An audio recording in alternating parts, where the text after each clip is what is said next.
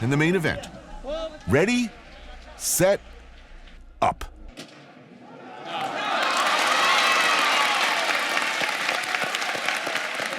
Crying the whole time.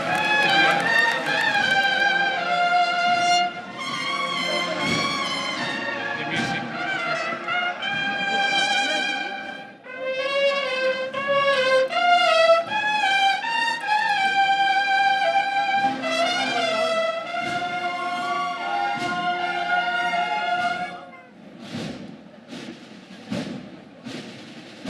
Let's face it, I like a procession and all, but who likes a bunch of guys in hoods coming in your general direction? I don't. Frankly, it creeps me out. Time for a drink, perhaps. This is Tabernaculum, as best I understand it, an Easter Jesus and Mary themed drinking establishment where between drinks, one can ponder the agony of the Christ, but with sausages. Is it like this all year or just over? It's the whole year. Whole year, it's always like this. Whole year, yeah. Wow. They have incense whole year, Easter music whole year.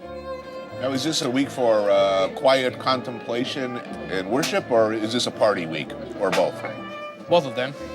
Throughout the course of the week, over 40-odd processions will creep slowly through these streets.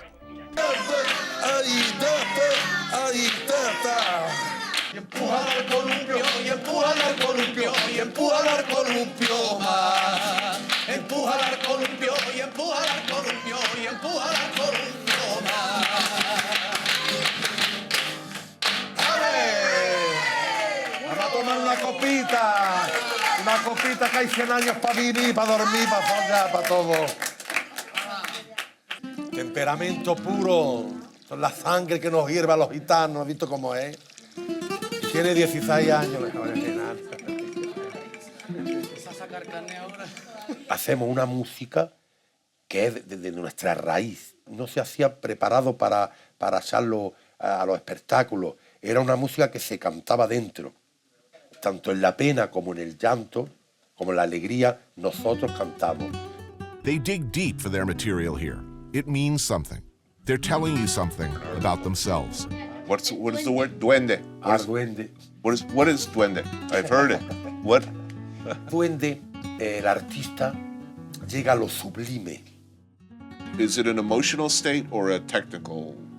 No, tiene que ser pasión. Se queda en éxtasis. Entonces pasa mucho cuando está enamorado. What does freedom mean? It's different things to everybody, it seems, but something about this place manages to catch the overlap between a whole hell of a lot of very different cultures. Old Route 66 runs through New Mexico like a collapsed vein, right through Santa Fe and Albuquerque. It must have seemed like magic once. Families loaded into massive chrome and steel chariots with powerful V8 engines and took off down that blacktop highway. They slept in whimsical motor lodges and bungalows, swam in kidney-shaped pools. Then it all went redundant. Route 66 was decommissioned, chopped up, largely forgotten, except by desperate and lazy travel show hosts. Does anyone else on CNN do this, like drive around like 10, 15 at night looking for tacos? Yeah, probably. I'll say this, the strip takes on a much more interesting look at night. You can imagine Dennis Hopper huffing nitrous and dismembering somebody over an unrolled tarp in any one of those sinister-looking motel rooms. Cool. There is, buried deep inside this ordinary-looking five and dime, something truly authentic. Hi, Frito pie and a soda, please. This is the Frito pie. As American as apple pie or the Manhattan Project, and nearly as deadly. Chili and day-glow yellow cheese-like substance dropped like a deuce, another roller in the night, right into a bag of Fritos. It feels like you're holding orange crap in a bag. Close your eyes and I put this in your hand. You would be very worried. With colostomy pie. I'm opposed to everything this dish stands for, and yet? 1967, 500,000 settlers have moved here, all in contravention of international law. many in contravention of Israeli law, though in effect, it seems to make little difference. They're here and in ever larger numbers.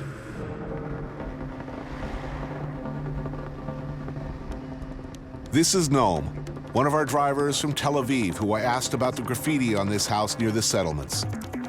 So, what is price tagging? If something happens in the settlement or some attack towards Jews, kids from the settlements would come and have a price tag for every activity. So they would come to a Palestinian village like this, they will destroy cars, they will write on walls like this. It says, against Arabs, the state of Israel is alive, and death to the Arabs. Intimidating. I mean, you put 2 targets on my house, I'm moving. This is Eli, a settlement with a population of over 3,000, relatively isolated from the rest of Israel. Amiad Cohen is the chief executive of the Eli settlement and its former head of security. Here you see from up above most of our town. You see the Palestinian villages all around. I mean, it's an unusual situation. A lot of your neighbors would very much like you to not be here. I know most of them, and most of them, they're happy that we're here. Because we gave them prosperity for the past 45 years. And wherever the PLO came, they lost it. I'm guessing a lot of people would disagree with that statement. You're saying if you eat this, you shouldn't have another meal for 3 days. Where does this dish come from? Originally? This is a dish that's native to southern Gaza, the Sinai, the sort of the desert Bedouin areas. All the food I've had so far in Gaza has been very different than in anything else I've had in the Arab world. Different flavor spectrum. Yeah, totally. It's kind of its own little gastronomical bubble. Why you not use this food? You know, I find that the food has more flavor. I get a better sensory experience. حتى الأطفال لاحظ, even children, they like to eat with their hands. بالضبط. He's saying God gave us hands to eat with, not spoons.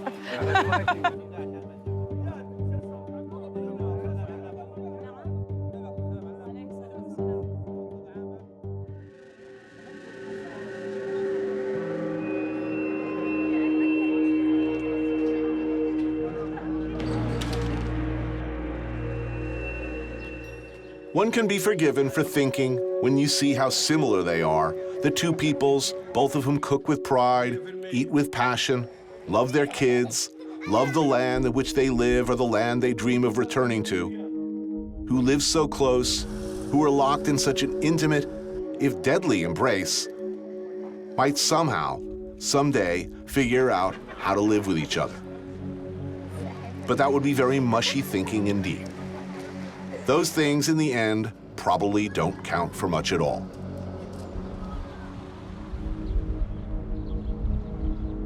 Natan Galkowitz runs a restaurant just 7 miles from the Gaza Strip. You and your family have paid the worst imaginable price. Yes, my daughter was killed by a mortar sent by Hamas. In some Israeli towns and villages within close proximity of the Gaza Strip, bus stops double as bomb shelters, and air raid sirens warn of incoming missiles fired from less than a mile away. Rockets and mortar shells have been known to fall from the sky in these parts, and no one understands the consequences more than this man. You were not a fervent ideological Zionist. No. You're not an Orthodox Jew. No. And yet here you are at the spear point, right at the tip. There's your restaurant. This is a shelter. There's a shelter. Here you are. After the death of my daughter, I just start to talk. To whom? To people who want to listen to me. I know that my daughter was killed for no reason, and I know that people in the other side have been killed for no reason. Children, old people. I have been a soldier in Gaza. I saw very poor people. I know there is interest in keeping these poor people. You can go far, far, but the bottom line is let's stop with the suffering. Basically, the restaurant was just open. 4 on 6. Yes! 10 years after Noma's inception, René is arguably the most famous Dane since Hamlet. And so, it's happily ever after, right? Not quite. It's funny that all this happened actually in Copenhagen. You have all these rules about the Jante law, where you have these guidelines where you never brag about yourselves. It's all understated. The law of Jante, which discourages attention-seeking, is part and parcel of living in Denmark. Danes who think too big are often cut down by their peers. It's hard to really make an effort. And if you stand out too much, get off your horse. Okay, so let's say you start a restaurant and you announce right away, well, this restaurant's going to be different than anybody else's restaurant. You see where I'm going here. Are people mean originally, or they talk about you? Do they... I mean, how much foul language can I use on this show? We very quickly became the big band of the seal. Seal. People can be so cruel. Okay, perfetto. We anchor here. But I am famous for my optimism. So I dutifully suited up for what was advertised as a 3-hour cruise.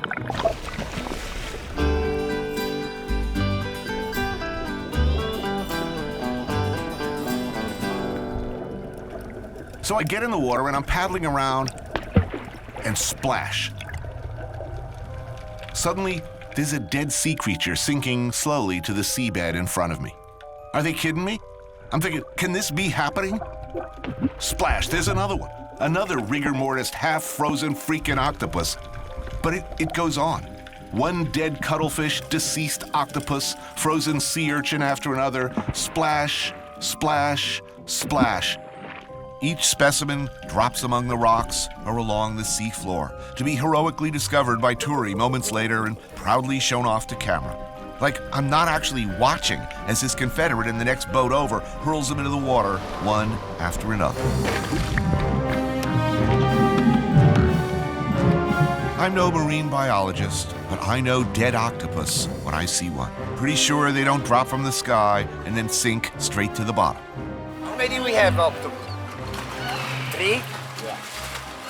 Okay, I try to get some patelle now. And also some occhio di bue, smaller ballone. Strangely, everyone else pretends to believe the hideous sham unfolding before our eyes, doing their best to ignore the blindingly obvious. No, lascialo andare, non fare più nient'altro, lascialo andare. Then they gave up and just dumped the whole bag of dead fish into the sea.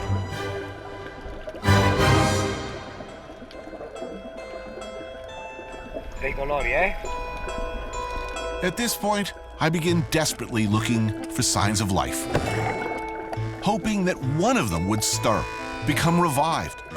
I'm frantically swimming around the bottom littered with dead things, looking for one that's still twitching so I can hold it up to the camera and end this misery. But no, my shame will be absolute. For some reason, I feel something snap, and I slide quickly into a spiral of near hysterical depression. Is this what it's come to, I'm thinking, as another dead squid narrowly misses my head? Almost a decade later, back in the same country, and I'm still desperately staging fishing scenes, seeding the oceans with supermarket seafood, complicit in a shameful, shameful incident of fakery. But there I was, bobbing listlessly in the water, dead sea life sinking to the bottom all around me. You gotta be pretty immune to the world to not see some kind of obvious metaphor.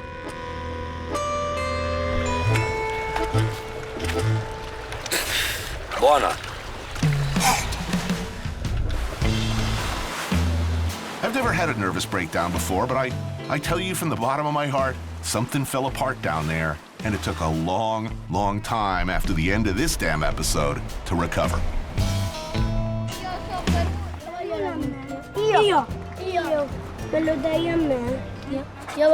Raw clams, abalone, and a heartwarming beach scene surrounded by a gaggle of curious and hungry kids. It was, at this point, about the only possible way for Turi to redeem himself.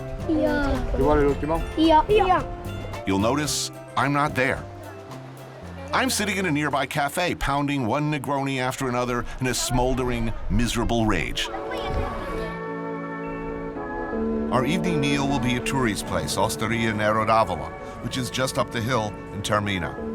But by the time dinner rolls around, I'm ripped to the... Born in a period when Sicily was very poor.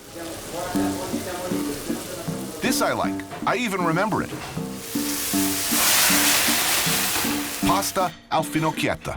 Actually a true Sicilian classic made with fennel, pine nuts, saffron, and anchovy. Served alongside some sardines that have been curing in chestnuts and salt for days, then lightly fried in oil. We have to use our hand.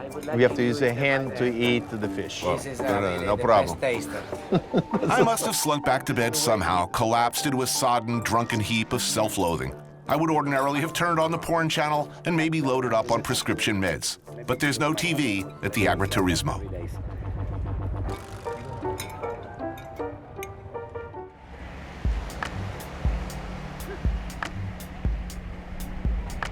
I love the films Godfather 1 and Godfather 2, but they had nothing to do with any organized crime from reality. They're opera.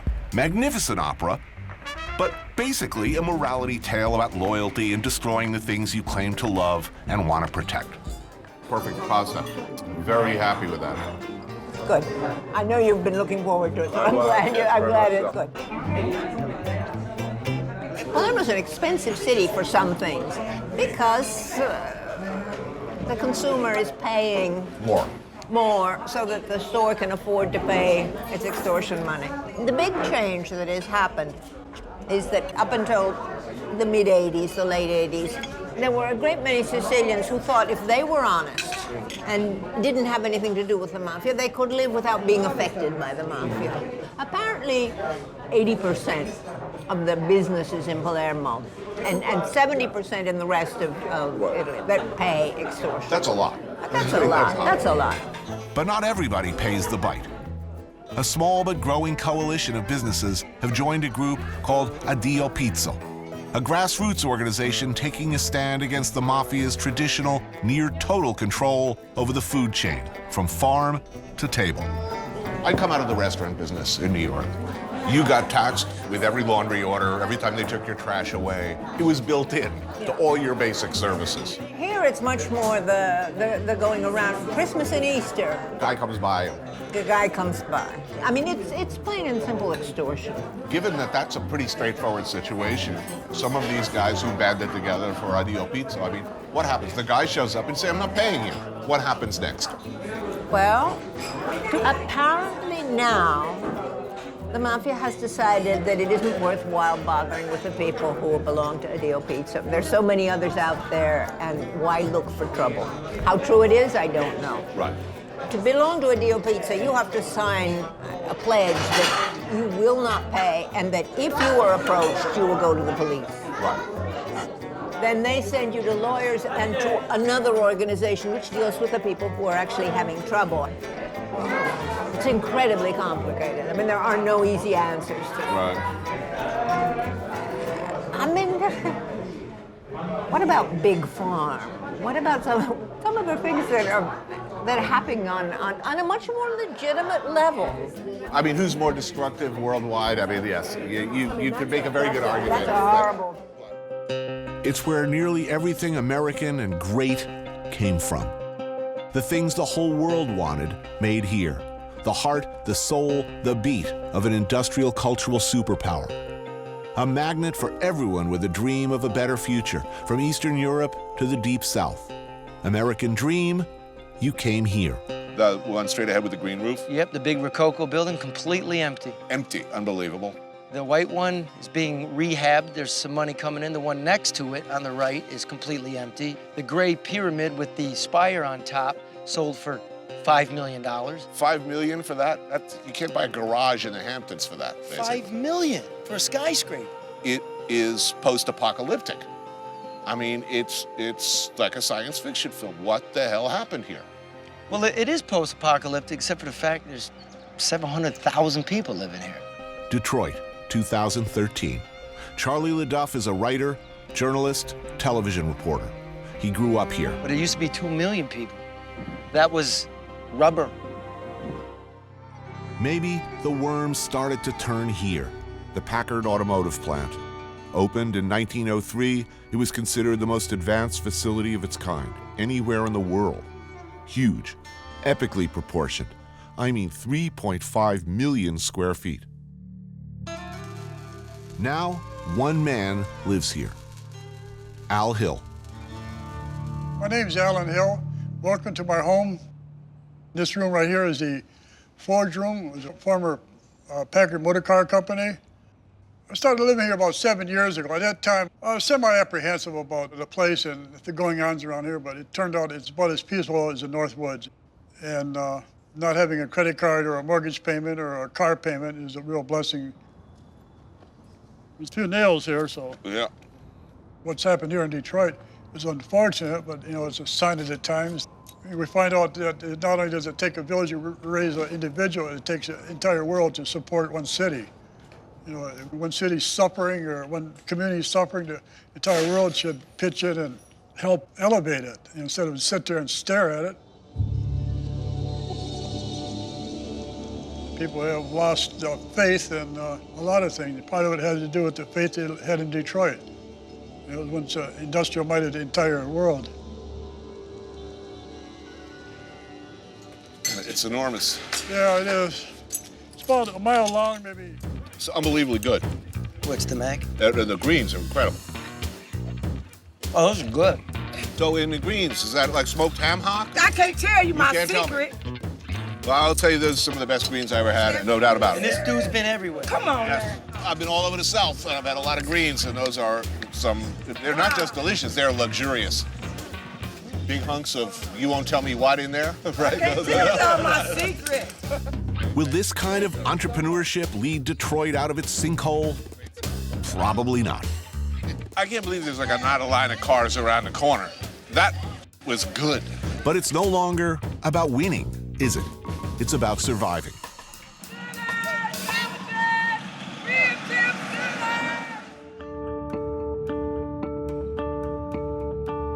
There are approximately 80,000 abandoned buildings within Detroit's 140 square mile city limits. What that translates to, unfortunately, is about 14 acts of arson a day, nearly 5,000 a year. That's just arson. That doesn't include the thousands of other types of fires and medical emergencies the Detroit Fire Department responds to every day. With an ever lower valued housing market where you can buy a home for as little as $500, many houses are burned down for the insurance. Many because angry neighbors desperate to hang on see abandoned structures taken over by crackheads or drug gangs. With law enforcement stretched ridiculously thin, they resort to burning them out. They won't say it. I will. The Detroit Fire Department is underfunded, under-equipped, often badly and incompetently led, and up against what seems like a never-ending war. A city on fire. Tokyo's willing cog in an enormous machine requiring long hours, low pay, total dedication. And sometimes what's called karoshi, death by overwork. Here in a society of tight spaces and many expectations, the pressure's on. To keep up appearances, to do what's expected.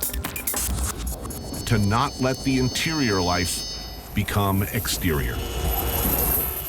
Hostess cafes, for instance, where a lonely, overworked salaryman can find the attention of cute, seemingly adoring girls who find their every utterance fascinating.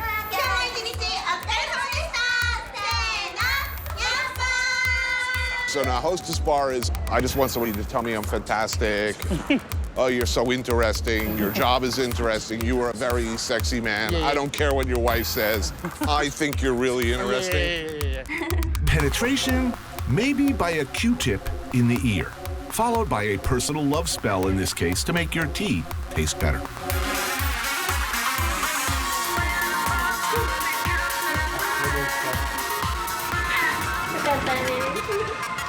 Okay, what is this place? What's happening here? Oh, this is the young. Are these boys? Young boy host clubs for not for men, but for middle-aged ladies who are bored with the regular housewife's life. Well, wait a minute, you got like a million guys wandering around here looking to get, and you got a whole bunch of bored middle-aged housewives coming in here, spending quite a lot of money. Why don't they go to the same club and somebody will actually have sex? People don't like getting rejected, so they sort of like pay for their pleasure.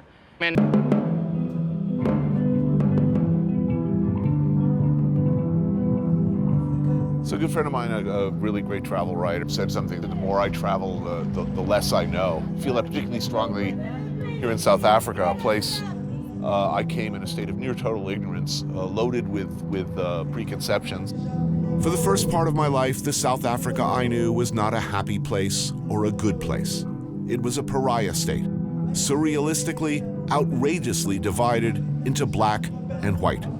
A throwback to attitudes we thought we'd long learned to reject.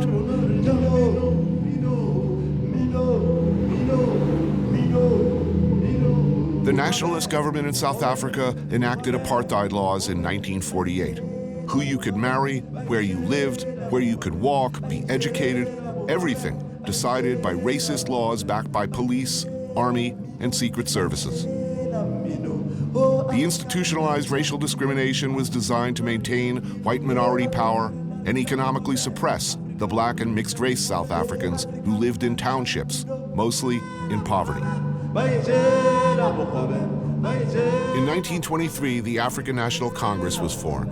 By 1961, it had been radicalized by the influence of a young Nelson Mandela, among others, and formed an armed wing called the Spear of the Nation. Do you see Africans being able to develop in this country without the European being pushed out? We have made it very clear in our policy that South Africa is a country of many races. There is room for all the various races in this country.